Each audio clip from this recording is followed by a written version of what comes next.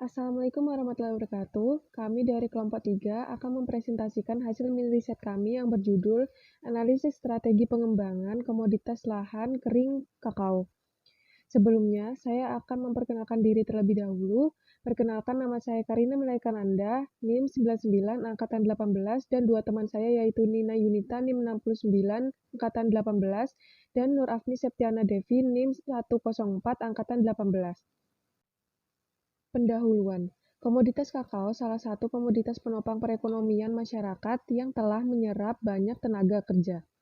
Indonesia adalah salah satu dari 4 negara utama pelaku perdagangan biji kakao dunia. Pantai Gading menjadi produsen dan eksportir utama biji kakao dunia, kemudian diikuti oleh Ghana, Indonesia, dan Nigeria. Total produksi biji kakao dunia menunjukkan tren meningkat dari 4,2 juta ton di tahun 2009 menjadi 4,6 juta ton di tahun 2013. Nilai daya saing biji kakao Indonesia relatif kecil dibandingkan dengan negara lain. Salah satu indikator adalah nilai Revealed Cooperative Advantage atau RCA. Pada tahun 2010, nilai RCA biji kakao Indonesia sebesar 13,6, sedangkan Pantai Gading 438,45, Ghana 292,911, dan Nigeria 21,0. Kakao adalah salah satu komoditas ekspor unggulan Indonesia yang digunakan untuk bahan baku pembuatan coklat. Kakao memberikan kontribusi terhadap penerimaan devisa negara nomor 3 terbesar setelah kelapa sawit dan karet. Indonesia adalah salah satu tempat negara utama pelaku perdagangan biji kakao dunia. Namun, nilai daya saing biji kakao relatif lebih kecil dibandingkan dengan negara lain. Dengan meningkatnya daya saing dan memperoleh nilai tambah, maka Indonesia harus meningkatkan ekspor produksi lahan kakao dibandingkan biji kakao. Peningkatan produksi dan ekspor produk olahan kakao dibutuhkan strategi yang tepat dalam mengembangkan produk. Kebijakan yang bertujuan agar biji kakao tidak diekspor melainkan diolah oleh industri dalam negeri dan produk olahan akan diekspor. Lalu pertumbuhan industri kakao diimbangi dengan laju pertumbuhan produksi biji kakao yang dihasilkan oleh usaha tani kakao. Hal tersebut akan memberikan nilai tambah sehingga pendapatan masyarakat akan bertambah. Tujuan dari penelitian ini adalah mengetahui strategi yang tepat untuk mengembangkan komoditas kakao. Tinjauan pustaka. Subsektor perkebunan merupakan subsektor pendukung utama yang berperan penting bagi perekonomian nasional, antara lain sebagai penyedia lapangan kerja dan sumber pendapatan bagi petani, sumber bahan baku industri, dan penyumbang devisa bagi negara. Kakao merupakan salah satu komoditas hasil perkebunan yang mempunyai peran yang cukup penting. Bersumber dari Bei et al. 2020. Kakao merupakan salah satu komoditas andalan perkebunan Indonesia yang cukup penting bagi perekonomian nasional. Kakao berperan dalam mendorong perkembangan wilayah dan agroindustri. Bersumber dari Hadinata dan Marianti, 2020. Faktor internal merupakan faktor yang mempengaruhi suatu usaha yang berasal dari dalam usaha itu sendiri. Faktor internal terdiri dari A. Kekuatan atau strength. Faktor internal usaha yang mendukung atau mempunyai keunggulan untuk mencapai perkembangan pasar. B. Kelemahan atau weakness. Faktor-faktor internal usaha yang menghambat atau membatasi perkembangan. Faktor eksternal merupakan faktor yang mempengaruhi suatu usaha yang berasal dari luar usaha itu sendiri. Faktor eksternal terdiri dari dua, yaitu peluang atau opportunities. Faktor-faktor di luar lingkungan usaha yang menguntungkan dalam perkembangan. Lalu ancaman atau threats. Faktor-faktor di luar lingkungan perusahaan yang merupakan ancaman bagi usaha sehingga menghambat perkembangan. Bersumber dari Mutia et al. 2017. Teknik analisis SWOT pada dasarnya merupakan salah satu teknik yang mengenali berbagai kondisi yang menjadi basis bagi perencanaan strategi atau strategic planner. Tujuan utama perencanaan strategi adalah untuk memperoleh keunggulan bersaing dan memiliki produk yang sesuai dengan kegiatan konsumen dan mendukung yang optimal dari sumber daya yang ada. Analisis SWOT secara sederhana dipahami sebagai pengujian terhadap kekuatan dan kelemahan internal sebuah organisasi, serta peluang dan ancaman lingkungan eksternalnya. Lebih lanjut dijelaskan analisis SWOT membandingkan antara faktor eksternal peluang dan ancaman dengan faktor internal kekuatan dan kelemahan yang menghasilkan pilihan strategi yang bersumber dari Waldeczeska, Aprilianita, Putra dan Putri tahun 2021. Selanjutnya terdapat metode penelitian. Di sini lokasi penelitiannya yaitu di wilayah Indonesia yang dilakukan pada bulan November sampai dengan Desember 2021.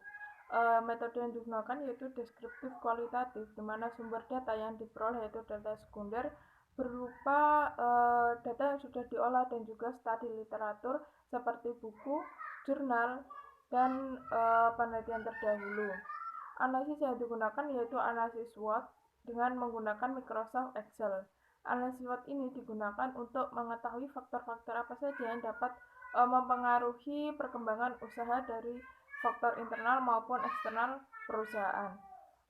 Proses pengidentifikasian dari faktor internal dan juga eksternal perusahaan dapat melalui analisis IFE dan juga EFE. Setelah dilakukannya proses melalui Microsoft Excel, akan terdapat beberapa strategi yang akan dilakukan untuk memperbaiki permasalahan yang ada di perusahaan tersebut. Kemudian terdapat hasil.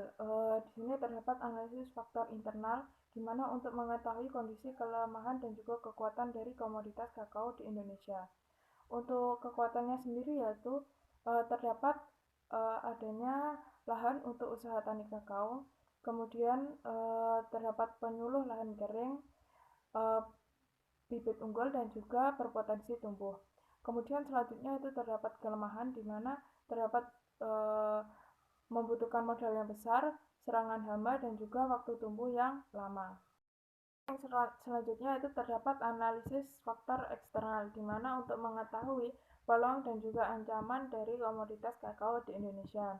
Untuk peluangnya sendiri terdapat permintaan pasar yang tinggi, peluang pasar nasional, adanya iklim yang sesuai, loyalitas konsumen, dan juga produsen yang membutuhkan komoditas kakao sebagai bahan baku coklat. Kemudian ancamannya sendiri yaitu terdapat alih fungsi lahan pertanian, kemudian penebangan hutan, dan juga kebijakan pemerintah. Kita mengetahui faktor internal dan juga eksternal dari komoditas kakao. Selanjutnya kita akan menghitung melalui analisis IFE dan juga EFE. Pada setiap komponen diberi bobot, ranking dan juga skor yang kemudian akan dijumlah. Setelah kami melakukan perhitungan, yaitu terdapat kekuatan yaitu senilai 1,35, kemudian kelemahan yaitu 2,56, kemudian peluang yaitu 1,49 dan juga ancaman 3,08. Hasil perhitungan yang sudah kami lakukan kemudian dimasukkan ke dalam analisis SWOT untuk mengetahui seberapa besar pengaruh dari faktor-faktor internal maupun eksternal dari komoditas kakao. Setelah dimasukkan ke dalam analisis SWOT, kemudian kita menggunakan analisis pengembangan strategi untuk mengetahui atau membuat strategi-strategi baru untuk memperbaiki pengembangan dari komoditas kakao di Indonesia. Baik, penjelasan selanjutnya akan dilanjutkan oleh saya. Kakao merupakan salah satu komoditas perkebunan yang unggul di Indonesia. Produksi kakao membutuhkan strategi yang tepat untuk meningkatkan produk olahan. Berdasarkan hasil analisis yang menggunakan faktor internal dan eksternal, maka dapat diperoleh strategi yang tepat untuk meningkatkan produksi kakao. Dilakukan dalam 3 tahapan. Tahapan yang pertama yaitu the input stage, lalu tahapan yang kedua yaitu the matching stage, Dan pada tahapan ini terfokus untuk menghasilkan strategi-strategi yang didapat dari analisis internal dan eksternal. Teknik yang digunakan yaitu IV, EV, dan SWOT. Untuk analisis kekuatannya, yang pertama yaitu tersedia lahan untuk usaha tani kakao, terdapat penyuluh lahan kering dan bibit unggul, serta berpotensi untuk tumbuh. Sedangkan untuk kelemahannya, yaitu membutuhkan modal yang besar, terdapat serangan hama, waktu tanam yang lama. Dan untuk peluangnya, terdapat permintaan pasar yang tinggi, peluang pasar nasional, iklim yang sesuai, adanya loyalitas konsumen, dan adanya produsen yang membutuhkan bahan baku coklat. Sedangkan untuk ancamannya, terdapat adanya alih fungsi lahan pertanian, penebangan hutan, kebijakan pemerintah. Dan itu tersebut merupakan peluang, ancaman, kekuatan, dan kelemahan dari usaha tani kakao yang ada di Indonesia. Lalu tahapan yang ketiga yaitu decision stage. Pada tahapan yang terakhir ini, dalam merumuskan suatu strategi yang akan digunakan dalam peningkatan produksi kakao di Indonesia berdasarkan analisis melalui faktor internal dan eksternal, maka diperoleh beberapa strategi, yaitu sebagai berikut. Yang pertama, strategi meningkatkan produktivitas kakao. Yang kedua, membuat produk olahan dari kakao. Yang ketiga, membuka peluang untuk orang lain menanam saham. Yang keempat, yaitu memberikan pelayanan yang ramah. Yang kelima, pemberian potongan harga jika pembelian dalam jumlah banyak. Yang ketujuh, memiliki area khusus untuk penanaman kakao. Yang kedelapan, memberikan kebijakan bea keluar atau BK. Yang kesembilan, optimalisasi penggunaan lahan. Yang kesepuluh, memperhatikan perawatan pohon kakao. Berikut itu merupakan strategi yang dapat dilakukan untuk meningkatkan produksi kakao di Indonesia. Kesimpulan dalam penelitian ini adalah kakao adalah salah satu komoditas ekspor unggulan Indonesia yang digunakan untuk bahan baku pembuatan coklat. Kakao memberikan kontribusi terhadap penerimaan devisa negara nomor 3 terbesar setelah kelapa sawit dan karet. Indonesia adalah salah satu dari 4 negara utama pelaku perdagangan biji kakao di dunia.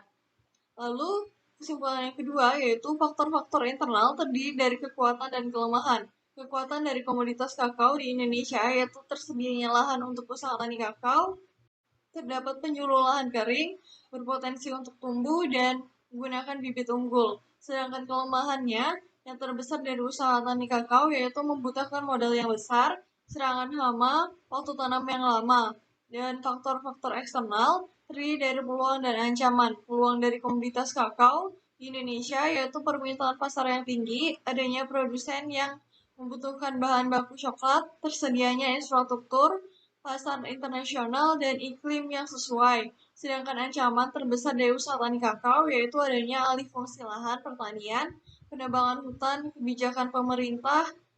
Dan untuk kesimpulan yang ketiga, berdasarkan hasil perhitungan analisis IFAS, menghasilkan nilai kekuatan sebesar 1,35 dan kelemahan sebesar 1,21.